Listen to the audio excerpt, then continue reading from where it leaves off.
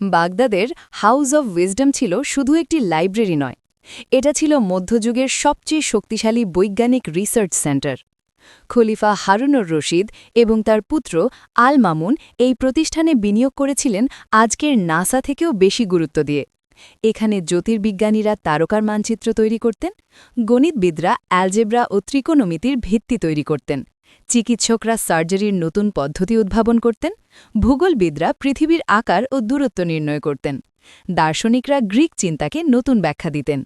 এখানেই কাজ করেছেন ইবনে হাইথাম, আল খাবারিজমি, আল রাজি, ইবনে সিনার মতো কিংবদন্তীরা। এই বুদ্ধিবৃত্তিক আগুন ইউরোপে পৌঁছে রেনেসা শুরু করে, অর্থাৎ মানব সভ্যতা এগিয়ে যায় মুসলিম জ্ঞান নেতৃত্বের হাত ধরে। বাগদাদের জ্ঞান ভাণ্ডার, হাউস অব উইজডম, বিশ্বের প্রথম বৈজ্ঞানিক বিশ্ববিদ্যালয়। বাগদাদের জ্ঞান ভাণ্ডার মুসলিম সভ্যতার গোল্ডেন এজের মস্তিষ্ক।